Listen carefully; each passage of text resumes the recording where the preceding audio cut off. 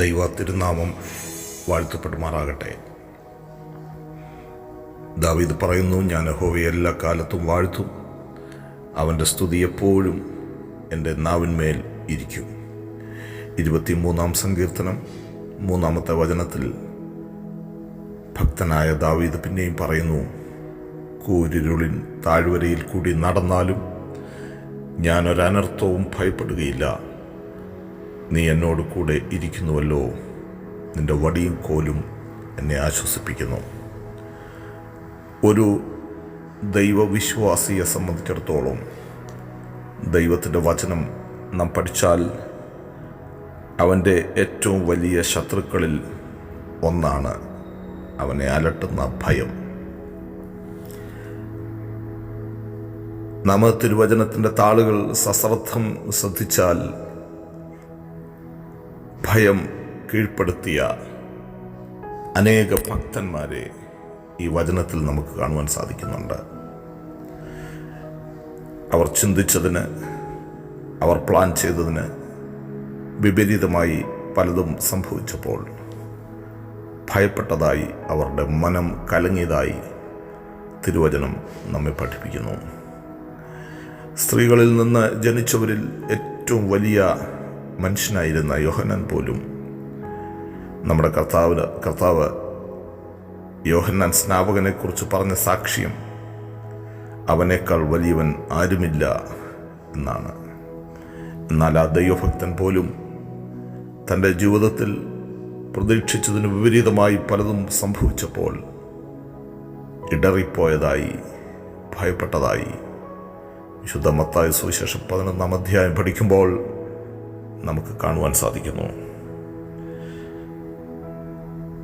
ഈ പകൽ കർത്താവിൻ്റെ സന്നിധിയിലായിരിക്കുന്ന ദൈവമക്കളോട് എനിക്ക് പറയുവാനുള്ളത്, നാം ചിന്തിച്ചതിനേക്കാൾ, നാം പ്രതീക്ഷിച്ചതിനേക്കാൾ വിപരീതമായി പലതും നമ്മുടെ ജീവിതത്തിൽ സംഭവിക്കുമ്പോൾ ഭയം നമ്മെ അലട്ടാം.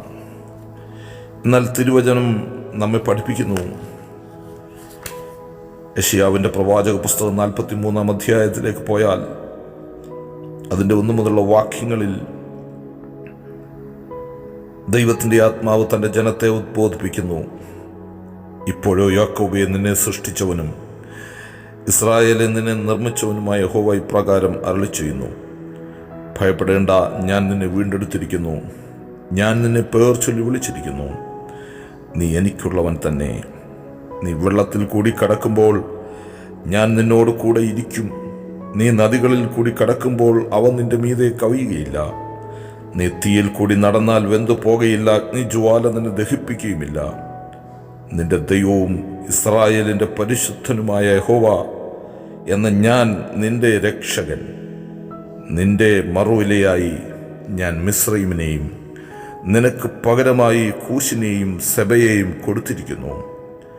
നീ എനിക്ക് വിലയേറിയവനും മാന്യനും ആയി ഞാൻ നിന്നെ സ്നേഹിച്ചിരിക്കയാൽ ഞാൻ നിനക്ക് പകരം മനുഷ്യരെയും നിന്റെ ജീവന് പകരം ജാതികളെയും കൊടുത്തിരിക്കുന്നു. ഭയപ്പെടേണ്ട, ഞാൻ നിന്നോട് കൂടെയുണ്ട്. എത്ര വിലയേറിയ വാഗ്ദത്തമാണ് ദൈവത്താൽ തിരഞ്ഞെടുക്കപ്പെട്ട യാക്കോബിനോട് പരിശുദ്ധാത്മാവ് സംസാരിക്കുന്നത്. നാം അവിടെ 4-ാമത്തെ വചനത്തിൽ വായിക്കുന്നത്, നീ എനിക്ക് വിലയേറിയവനും മാന്യനും ആയി ഞാൻ നിന്നെ സ്നേഹിച്ചിരിക്കയാൽ ഞാൻ നിനക്ക് പകരം മനുഷ്യരെയും നിന്റെ ജീവന് പകരം ജാതികളെയും കൊടുക്കുന്നു. ആകയാൽ ഭയപ്പെടേണ്ട. ദൈവമക്കൾ ധൈര്യപ്പെടുന്നത്, ദൈവമക്കൾ ഉറച്ചു നിൽക്കുന്നത് ദൈവത്തിൻ്റെ വചനത്താലാണ്. ഇന്ന് ദൈവത്തിൻ്റെ വചനം നമ്മോട് പറയുന്നു, നീ എനിക്ക് വിലയേറിയവനാണ്, മാന്യനാണ്.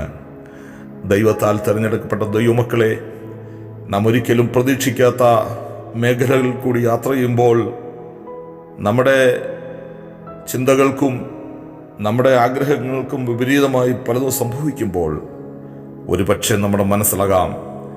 എന്നാൽ ദൈവത്തിൻ്റെ വചനം നമ്മോട് പറയുന്നു, ഞാൻ നിന്നെ സ്നേഹിച്ചിരിക്കയാൽ ഞാൻ നിനക്ക് പകരം മനുഷ്യരെയും നിന്റെ ജീവന് പകരം ജാതികളെയും കൊടുക്കുന്നു.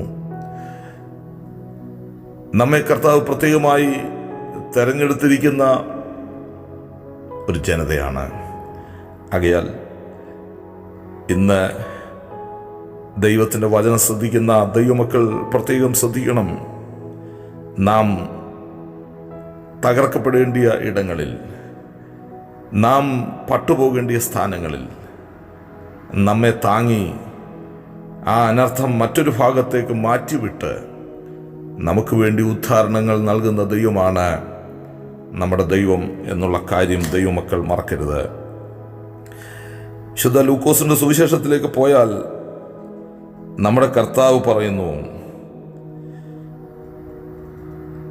ഇതിൻ്റെ 12-ാം അധ്യായം 7-ാമത്തെ വാക്യത്തിൽ, നിങ്ങളുടെ തലയിലെ മുടി പോലും എല്ലാം എണ്ണിയിരിക്കുന്നു, ആകയാൽ ഭയപ്പെടേണ്ട.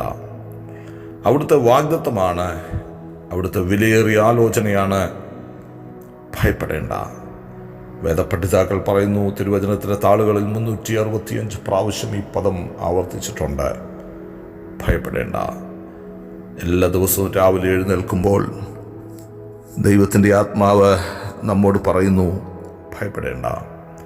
ഇന്ന് നീ ഫേസ് ചെയ്യുവാൻ പോകുന്ന വിഷയത്തിൻ്റെ നടുവിൽ, പ്രതിസന്ധികളുടെ നടുവിൽ, പ്രതികൂലത്തിൻ്റെ നടുവിൽ സധൈര്യം അതിനെ നേരിടുക, ഭയപ്പെടാതെ കാൽച്ചുവടുകൾ മുൻപോട്ട് വയ്ക്കുക. അതിൻ്റെ 6-ാമത്തെ വാക്യത്തിൽ, ലൂക്കോസിൻ്റെ സുവിശേഷം 12-ാം അധ്യായം 6-ാമത്തെ വചനത്തിൽ കർത്താവ് പറയുകയാണ്, 2 കാശിന് 5 കുരികലിനെ വിൽക്കുന്നില്ലയോ? അവയിൽ ഒന്നിനെ പോലും ദൈവം മറന്നു പോകുന്നില്ല. നിങ്ങളുടെ തലയിലെ മുടി പോലും എല്ലാം എണ്ണിയിരിക്കുന്നു, ആകയാൽ ഭയപ്പെടേണ്ട. ഏറിയ കുരികലിനേക്കാളും നിങ്ങൾ വിശേഷതയുള്ളവർ. അതുകൊണ്ട് നാം നിസ്സാരം എന്ന് ചിന്തിക്കുന്ന കാര്യങ്ങൾ പോലും കർത്താവ് മറക്കുന്നില്ല. കർത്താവ് അതറിയുന്നു. ഇന്ന് രാവിലെ ദൈവ വചനത്തിന് മുൻപാകെ ആയിരിക്കുന്ന ദൈവമക്കൾ ഒരു കാര്യം പ്രത്യേകം മനസ്സിലാക്കണം, ശ്രദ്ധിക്കണം. നാം നിസ്സാരമെന്ന് തള്ളിക്കളയുന്ന വിഷയങ്ങൾ പോലും തള്ളിക്കളയാതെ അതിൽ പോലും പ്രത്യേക ശ്രദ്ധ കൊടുത്ത് നമ്മെ കാക്കുന്ന ഒരു കർത്താവിൻ്റെ കരങ്ങളിലാണ് നാം. അവിടുത്തെ സന്നിധിയിൽ നാം ഭദ്രമാണ്.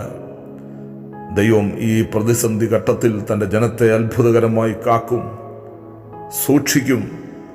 ആകയാൽ ഹൃദയത്തിൽ എന്തെങ്കിലും സംശയമോ ഭയമോ ആരെയെങ്കിലും ഏതെങ്കിലും ദൈവമക്കളെ അലട്ടുന്നെങ്കിൽ ആവശ്യമില്ലാത്ത ഭയങ്ങളെ വിട്ടുകളയുക. ഭയങ്ങളെ കർത്താവിൻ്റെ നാമത്തിൽ അതിനെ ദൂരീകരിക്കുക. ദൈവത്തിൻ്റെ വചനം നമ്മെ ശക്തീകരിക്കും. എക്കാലവും ദൈവത്തിൻ്റെ വചനം നമ്മെ ബലപ്പെടുത്തും. ആവശ്യമായ ദൈവത്തിൻ്റെ കൃപ അപ്പോഴപ്പോൾ നൽകി കർത്താവ് തൻ്റെ ജനത്തെ ഏറ്റവും ശ്രേഷ്ഠമായ നിലയിൽ നടത്തും. ആകയാൽ ഉറപ്പുള്ളവരായി, ധൈര്യമുള്ളവരായി ദിവസങ്ങളിൽ നാം ഫേസ് ചെയ്യുന്ന പല വിഷയങ്ങളോടുള്ള ബന്ധത്തിൽ എന്തായിത്തീരും, എങ്ങനെയായിത്തീരുമെന്ന് ചിന്തിച്ച് ഭാരപ്പെടുന്ന മണ്ഡലങ്ങളിൽ നമ്മെ ഭദ്രമായി സൂക്ഷിക്കുന്ന ഒരു ദൈവമുണ്ട്. ആമേൻ. അതിശയകരമായി നടത്തുന്ന ഒരു ദൈവമുണ്ട്. പാട്ടുകാരൻ പാടുന്നു, കൺമണി പോലെന്നെ ഭദ്രമായി നിത്യവും കാവൽ ചെയ്തിടാമെന്നും തൻ്റെ കണ്ണുകൊണ്ടെന്നെ നടത്തിയിടാമെന്നതും ഓർത്തതിമോദമോടെ പാടും ഞാൻ യേശുവിന് ജീവൻ പോവോളും നന്ദിയോടെ. ആകയാൽ കൺമണി പോലെ നമ്മെ കാക്കുന്ന ഒരു ദൈവമുണ്ട്, ഭദ്രമായി നമ്മെ സൂക്ഷിക്കുന്ന ഒരു ദൈവമുണ്ട്. ആ കർത്താവിൻ്റെ കരങ്ങളിൽ രാവിലെ നമ്മെ സമർപ്പിക്കാം. അതുകൊണ്ട് ദൈവത്തിൻ്റെ ആത്മാവ് പറയുന്നു, ഭയപ്പെടേണ്ട, ഞാൻ നിന്നോട് കൂടെയുണ്ട്. ഭ്രമിച്ചു നോക്കേണ്ട, ഞാൻ നിന്റെ ദൈവമാകുന്നു. ഇന്ന് പകൽ ദൈവത്തിൻ്റെ വചനത്തിന് മുൻപാകെ ആയിരിക്കുന്ന ദൈവമക്കൾ അവിടുത്തെ സന്നിധിയിൽ ശക്തിപ്പെടട്ടെ, ബലപ്പെടട്ടെ. ആവശ്യമായ ദൈവകൃപയാൽ തൻ്റെ ജനത്തെ കർത്താവ് രാവിലെ നിറയ്ക്കട്ടെ. God bless you all. Praise the Lord.